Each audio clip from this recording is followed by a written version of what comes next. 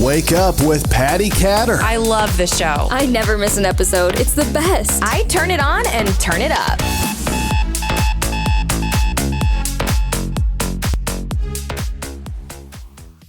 Hello, everybody. You're listening to and watching Wake Up with Patti Catter. Today, I have an Instagram, Facebook guru with me. His name is David Schloss. If you haven't heard of him, you are definitely going to want to follow him as soon as you're finished with the show. Like, hurry up and go over there and do it. Even do it right now. David, welcome to the show.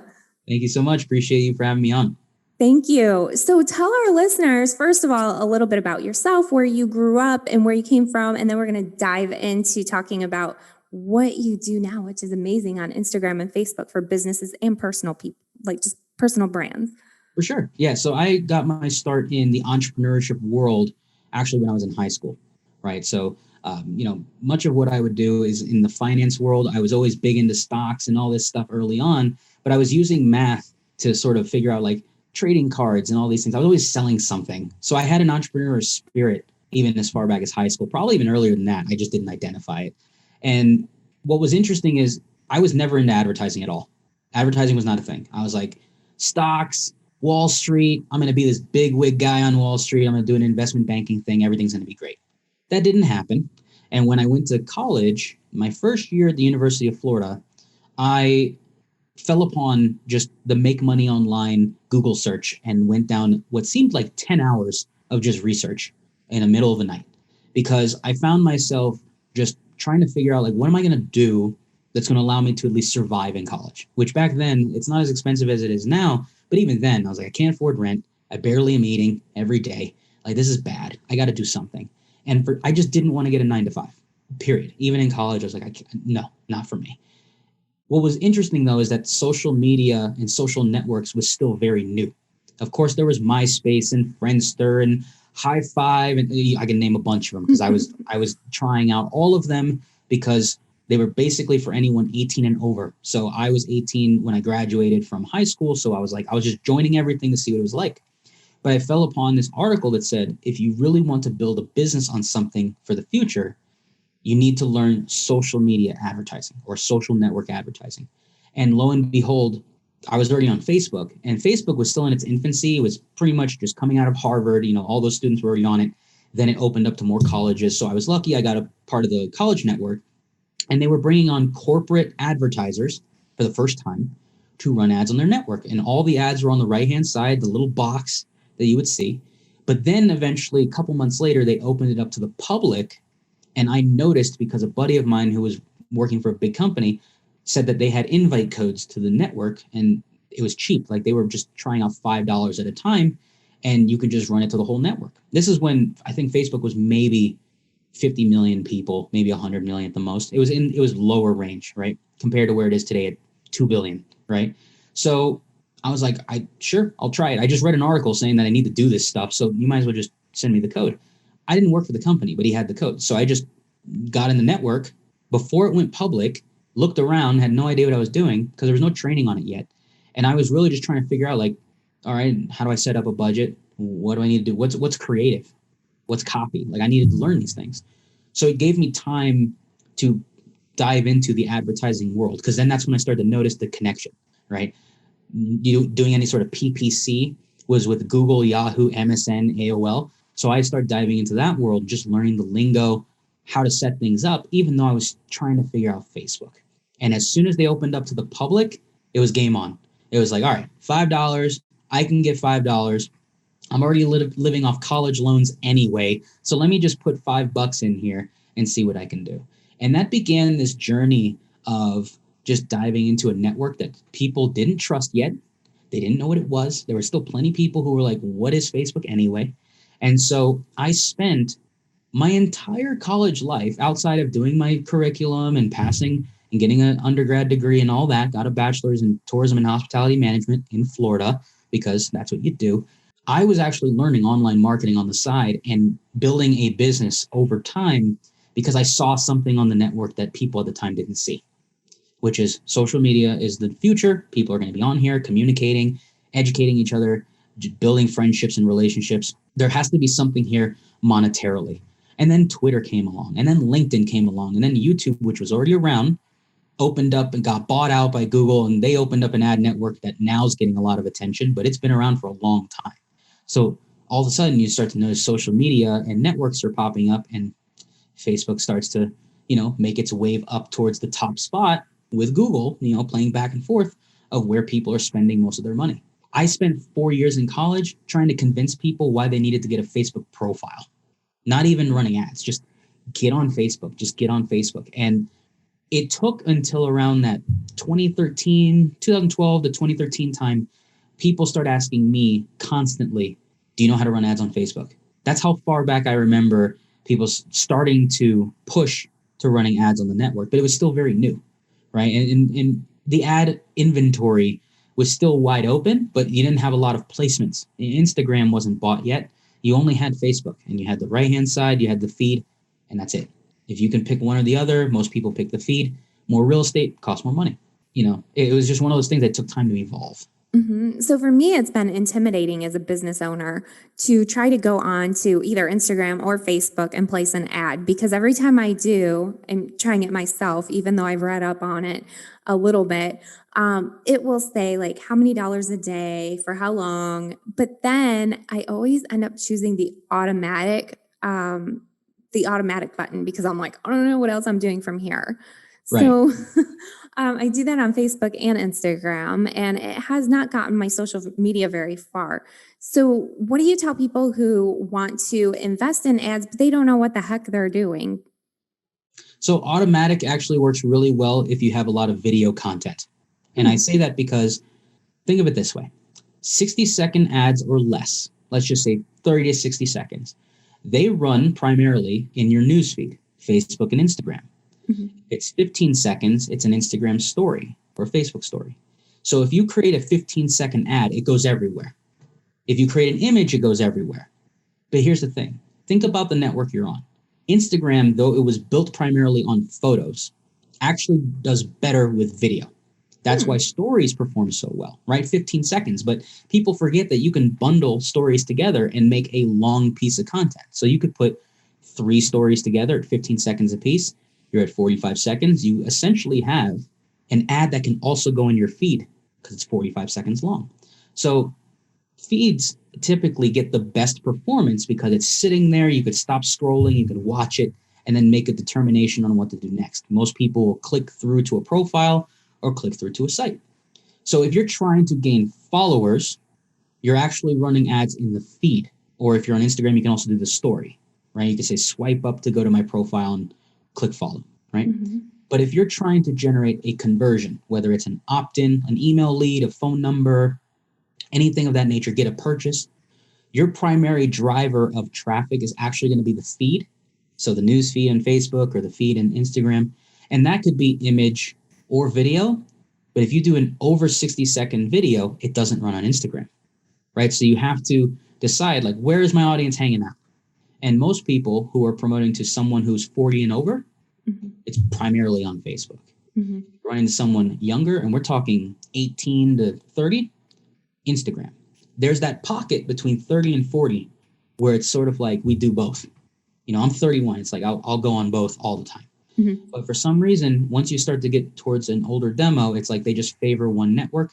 But you also have to realize this. I've been on Facebook since I was 18, actually 17. So in reality, I've grown with the network too. So that demographic is also shifting, right? My age, which was considered, the young crowd of Facebook, is now in our 30s. And we're still on both because we've grown up with both. Whereas everyone who's joining now is picking a side. It's like, I'm only on Facebook, or I'm also on Instagram and I'm on it all the time versus Facebook. And so you have to decide, like, where are people consuming?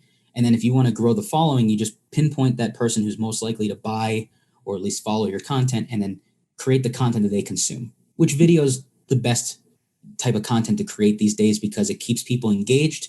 And there's a lot of capability with Facebook and Instagram. You can utilize that information to, people who've engaged with your content, people who viewed, all these extra technical things that come along with running a video compared to an image. So before the show started, you told me that I could try to run ads for only $1 a day and get somewhere with that. What in the heck is that about? So I think people nowadays have this belief that running ads on any network is expensive, but expensive is relative because I have clients who spend $100 a day and I have clients that spend $10,000 a day, right? So it's all across the board. It depends on what your goal is, what you're trying to achieve. But if you're just trying to grow a personal brand, I just want you to know who I am. I want you to follow my stuff, engage with my content, watch my videos, so on and so forth. You have the ability to run $1 a day. You could set your campaign to a daily budget of $1 and it will run. Now, of course, you don't want to feed too much into this campaign, but there is something you can run at $1 that at least allows you to get the content out there. So here's a great example. I typically run different buckets of content. Here's what I mean. One bucket is case studies. Another bucket is testimonials or social proof. Another bucket is motivational content, motivation to do something in a sense of like, here's why you need to start advertising, that type of thing. But then also another bucket is purely education, the how-to. And then the last bucket is call to action. I want you to buy something. I want you to apply for a call. I want you to whatever. So these different buckets can all be $1 a day. Each campaign is its own dollar. If you want to go further than that, here's the way that I like to use it is whenever I create content and I say, let's just say we're going to use the case study bucket. This campaign has $1 a day it's going to spend. And so with the one ad set or audience that you want to target, because I like to do just one, I would put together all the keywords that I plan to target later when I want to get a conversion or some sort of email or purchase or something along those lines. I bundle those audiences together into one audience. Why? You're only spending $1. Unless you want to spend $1 per audience, fine, you can do that. But if we're talking about just putting out something for reach purposes, getting impressions, getting people to see who you are and know, like, and trust you, you bundle all those keywords together into one ad set or audience, if you want to call it that. And then from there, you can actually put every piece of content you create pertaining to that bucket in that ad set. So as an example, my case study bucket at $1 a day has 30 keywords together, and there's 20 pieces of content in this audience just sitting there. Here's the thing, I never check it. It just runs in the background. And here's the reason why. Over time, Facebook starts to deliver that budget to the content with the best engagement on its own. And if you want to get a little more technical, don't put videos and images together. Most likely, it's going to put all the budget to the videos. So if you create a case study bucket, one campaign is all videos, another one is all images. Oh. That way, you could see which one of my images is doing the best with this $1. And over time, you can cut off the ones that are getting no attention. Same thing with video. Which one of my videos is getting all the engagement? Turn off the other ones. And like I said, you can get really granular with this. You want to do $1 per audience? You can. But if you're just trying to spend $1 per bucket, that's $5 a day. People are seeing your stuff constantly and it's rotating. So your frequency or the amount of times that people see your ad is going to be very low. It'll be about 1.1 to maybe 1.5, which means they'll see it 1 to 1.5 times every time they log in. And that's it. If your budget's higher, it still won't hit a 2 until you're spending hundreds of dollars a day because the audience is so large, right? So you're constantly in front of these people. And here's the great part. I talked about bucket number 5 being the call to action. That $1 every now and again does convert to a phone call. It does convert to a lead. And here's the other thing that people don't realize. If one piece of content goes viral, which does happen, and viral is obviously, it depends on what you mean by viral, but let's say this video has been running for 3 months. One person likes it, shares it, whole audience sees it. Next thing you know, your video now has 500,000 views. That grows your fan page. That might even grow your Instagram. And it definitely leads to people messaging you, going to your site, opting in, whatever it may be. That's happened to me, I don't know how many times, from just letting something go. Because all it takes is one person sharing it with their gigantic audience and everything just kicks off.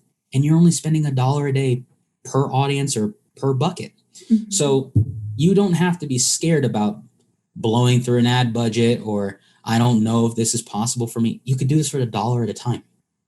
And it gives you a chance to learn what's in the dashboard. What does this mean? What's a click? What's a link click? What's an impression? What you can go through every single column, learn as you go, get comfortable with deploying an ad. And then down the road, you can get more sophisticated and do conversion ads and traffic ads and, stories versus feed, as granular as you want, right? But you could start as $1 a day and then just evolve from there. That's amazing. So David, you have a business that helps people do this. Is that right? Yes. So could you tell us a little bit about that too? Yeah. So my agency, Convert ROI, we focus around taking people's ad plans and turning them into revenue producing machines, right? That's the best way to put it, right? So a lot of people have this goal of, they want to sell more of their physical or digital product, whether they do education or maybe they have a service that they do for people. And we work with all sorts of different industries along the way, right? So my team and I, when we are working with a business, let's just say it's someone who sells electronics, right? They have a store that does really well, but they haven't quite figured out how to reach the next level. And the next level could literally be they want to spend $10,000 a month in ads and they've been stuck at 8. But for some reason, when they get to 10, it doesn't work anymore. And that happens quite a bit. So we're oftentimes coming in and we're professional scalers, as I like to call it. It's like you're here, you want to get to here, you haven't quite figured out how to get everything that's in the middle there. And that's where we can come in, develop the strategy, work with the creative and the copy with you, and then essentially help you scale your business. The great thing about that part of running ads for people is you've already done the proof of concept. It sells. People want what you have to offer. For some reason, though, when you try to promote it to more people don't want it. So you're trying to figure out where's the happy medium there of how do I find more individuals interested in what it is I have to offer? And so that's where we fit in best. It's taking something that clearly has momentum and then simply blasting through that ceiling that's been artificially created by the business and allowing them to reach that next level or even the pinnacle of where they thought they can reach in their business. And that's where we can do our job with Facebook and Instagram. Agency's been around, since I started back in college. It's gone through its, rebranding over the years. But now, in its current state, it's been this way for about 7 years now. Worked with a lot of people when it comes to e-commerce on Shopify and WooCommerce and, taking, let's say, someone who does webinars and helping them get their webinar out to more people around the world, not just in one country, but multiple places around the world and, growing their customer bases from, they might have done $100,000 last year and our goal is to help them reach $1 million. Or if someone has already done a couple million, how do we get them to 10, right? So we come in at that point where it's like, you're ready to take it to the next level. And we're going to help you do that. So one of the questions that I have is I've reached out to different marketing companies and the price is so extremely different. So what do you look for in a marketing company and how do I know I'm going to be spending my money the right way? I can have somebody say that they're only going to charge me like $300 a month. And then you have somebody who says, I'm going to charge you $5,000 a month or more. How do you know who to choose? So you also have to keep this in mind, right? It's what's the budget versus management allocation. Some people will say we charge $5,000 a month, but what you might not realize is $2,000 of that is their management fee and $3,000 is the budget. Whereas people like me, when I am breaking down pricing for someone, it's separate. Your management fee is this, your budget is this. So you need to allocate that number combined every month, right? So at least that's brought up front. You should know upfront how much you need to have set aside so that you can run ads for, let's say, 3 months at a time. And I like to do it in 3-month increments, not because I can't get you results in month 1. It's that it takes a lot of time to dial in something. And if you only gave us a month, I would have to pull out every possible stop that I can in hopes that by week 4, you're happy and you continue. Not everyone wants to operate that way. But, a lot of the bigger agencies or the ones that have been around the block for a while, it's 3-month minimums. So typically the budgets and the management fees are a little higher. Whereas if you're working with someone on a lower management fee, it's not that there aren't good advertisers out there, but they may only do just enough to get you the results you're looking for. Example, let's say the management fee is $500 and the budget is $1,000. Not every person can turn $1,000 into $5,000 in revenue. Some can, but what happens when you want to hit 10? Well, you got to increase the ad budget, most likely. Unless they pull out something that the 1,000 can turn into 10, but most likely you got to increase your management fee and the ad budget because the more budget that's involved, the more management involved. I often find that when I'm consulting companies on their accounts, because I'm also consulting media buyers on how to scale, I'm finding that the lower ticket management companies that do ads for you at $300 a month and $500 a month, they might check your account 2 or 3 times a week maximum. They may only do your ads and brand new ads, maybe 2 new ads a week, right? So they're not doing active testing. It's very passive. We'll create something, we'll deploy it, and we'll check it later and hope that everything's doing great. Whereas someone like, let's say myself, if I'm spending $200 a day, so $6,000 a month, I am checking your ads every day, twice a day. I'm launching ads probably every 2 to 3 days because I give things some time to gather data. But if I'm creating new ads because something's not working, there's new ads every 2 days. If something's working, there's new audiences every 2 days, right? So there's scale kicking in, which means I'm in your account constantly. If something's being turned off, you notice they went from blue to gray, I'm in there. If you notice that there's more campaigns popping up and you're getting notifications, I'm in there. So you often find that the more, I wouldn't call it aggressive, but we're just more on top of things. You're getting notifications all the time of things going on in your account. These other companies that are charging much less, you might only get those notifications a couple times a month if they're doing it in real time. People also don't realize you could schedule these in advance. So if they do everything in the first week, you might not get a notification for 3 weeks, right? So it's really just how much work is being done in the account. So do you create the ads as well, or does your customer have to supply those? We do it together. And here's what I mean by that. My team and I do come up with advertising copy, so the written words that go in the ads themselves. We also do the creative, but mostly imagery, because imagery is the easiest to deploy. It also is the one you can do faster, right? You want ads out in 3 days, I can get images done today. We can get everything in place. Video is different. Some clients I've worked with, they're great on camera, so I want them to record as much as possible all the time. And I'll even come up with ideas for them. Talk about this, talk about that. This is working for this person. Like we'll just come up with topics for them to record. And of course, give them ideas on like where to record them, what they should wear. These are all important things, by the way. Just like environment. What do you want to create when you're talking about this subject matter? And then from there, we'll take those videos and I have a video editor. I could send it to him and say, hey, can you add those borders? Can you add something on the top and bottom? We just want to have the main footage. And then we'll test the main footage versus our edited version of that, just to see which one does better. I'll often find that the raw footage does way better. It's just people don't need games and gimmicks anymore. Just be real. Right, exactly. Just to the point. So one of the questions that I ask every single one of my guests is, what is one time that you've had a trial and how did you overcome that trial with triumph, be it in your personal life or business? Yeah. So my business has fallen apart twice, right? So the first time that happened around 2013, everything was just going wrong. It seemed like no campaign was working. I had clients leaving after 3 months. So it's like I went from, I think at that point we had 10 clients at the max. And then by the time the year was towards the end, October, November, I had 2. And those 2 clients could barely cover my bills. And it was very tough because I remember during that time, not only was I severely depressed because everything was just falling apart, I actually told my now wife, who was my girlfriend at the time, that she should leave me because who wants to be with a loser? Oh. Like that's what was in my head. I was like, if I can't take care of myself, how could I take care of other people? That's always been my thing. It's like, if I can't make sure that I'm good, how could I do the same for another person, let alone if I have a family, right? This isn't going to work. But I was just beaten down and out, and I was like, this isn't working anymore. So at that point, I had to rebuild and reframe who I was as a person, but also not just to myself, but in the marketplace. Because at that time, Facebook was starting to build momentum, but I wasn't known as like the guy. I wasn't the guy yet. So I had to figure out, what do I need to do in order for people to trust me? I did a lot of audits for people, account audits, building trust. Let me just do an audit for free. And if everything looks good, I'll tell you if you need work, I'll tell you what to fix. All I ask in exchange is for one piece of advice of what you would do to change my business and make it better. That's all I would ask for.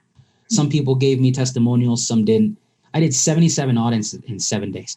Wow. I remember because I didn't sleep much. I was just like, I need to get this working immediately or else everything's going to fall apart. Those audits not only gave me great insight, but it also allowed me to rebuild things because now 77 people knew that I am fantastic at this job. So I was establishing the trust and also honesty of like, this isn't working and here's why, and here's what you need to change.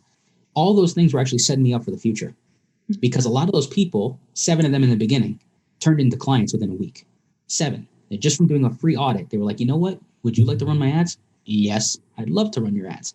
But a lot of those people would come back 3, 6, 9, 12 months later and say, hey, man, do you have availability for client work? Of course. I'd love to work with you. I already did the audit. I know what you need work on. And if that is still the case a year later, we're good. We could start this today.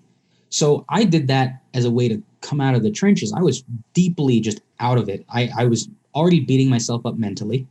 And then on top of that, I didn't want people around me. I was just like, I need to figure this out. And some people would say that's not healthy, but I work better when I'm by myself. So I needed everyone to please leave me alone for a bit because I'm going to figure this out. I'm a problem solver. That's naturally the way I am. But that second time that happened, which was almost a repeat of the first time, except this time I found that instead of going, everyone around me get away, I was like, I have friends now. Like, let me get a collective idea of where I'm doing things wrong. And maybe this time I will get out of it faster instead of having to, do all this alone. And the second time around, it was like in a matter of a couple of days, I knew exactly what had to be fixed. I got great insight. The people that I wasn't doing a great job for, I told them, I'm firing myself. I'm breaking away. I need to rebuild things and do it right. And it was a lot quicker to come back from that. But at the same time, I was more happy with what I created the second time around.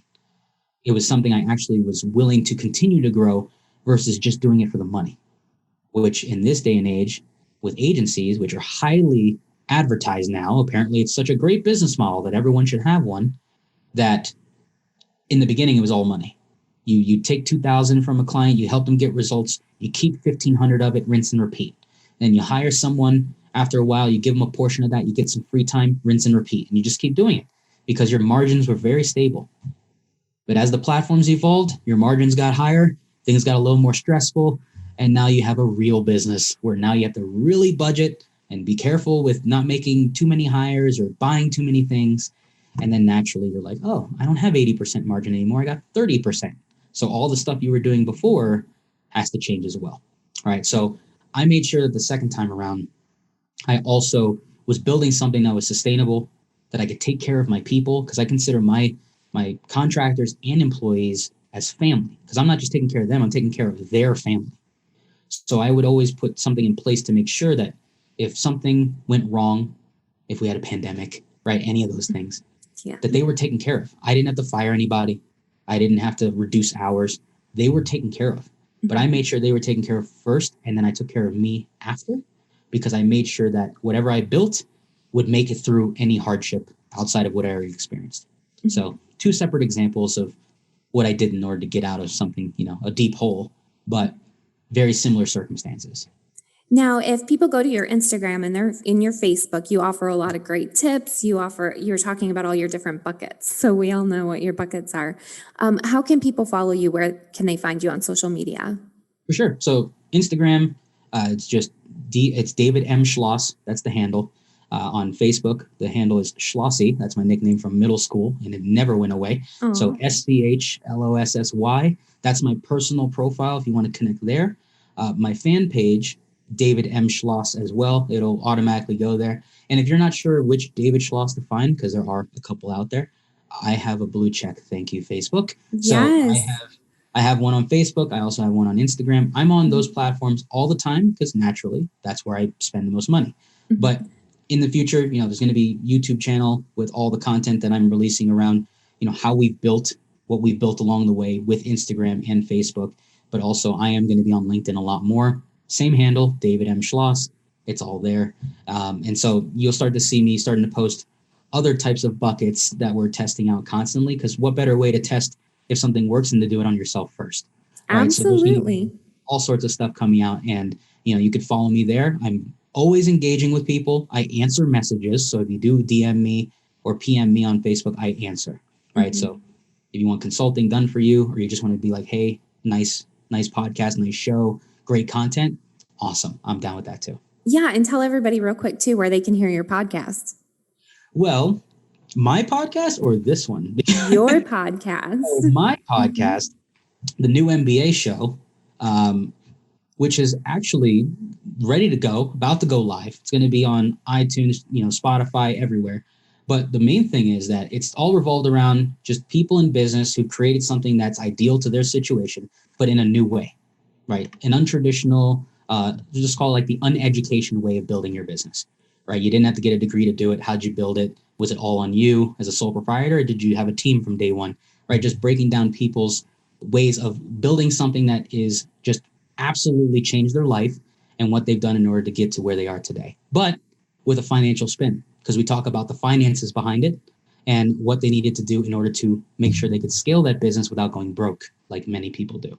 So that'll be on all all podcast platforms, but it'll also be on YouTube because it's a video show. So a lot of that is going to be available, I would say, in the very near future. But if you search my name or the new MBA show, you will find it. And if you see a book that pops up that says the new MBA, that's also me. So it all comes back around. It's all the same principle.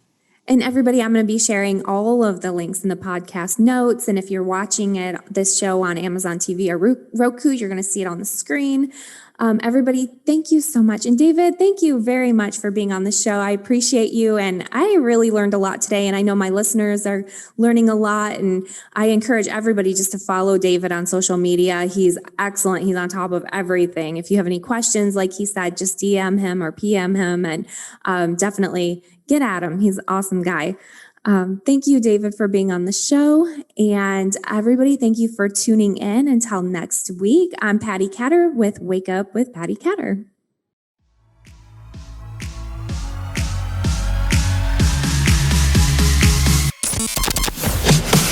Thank you for listening to Wake Up with Patti Catter. Thank you. Thank you. Thank you for all you do. Follow Patti at Patti Catter on Facebook and Instagram. Get social. You can now watch Wake Up with Patti Catter on Amazon TV and Roku. It's the only podcast I listen to. Be sure to check out Patti's apparel line, The Patriotic Mermaid, at thepatrioticmermaid.com and on social media at The Patriotic Mermaid. I love it. Special thanks to Patti's content creator, Alicia Thompson. Thanks for all that you do. Visit thompsoncreate.com for all your marketing and design inquiries.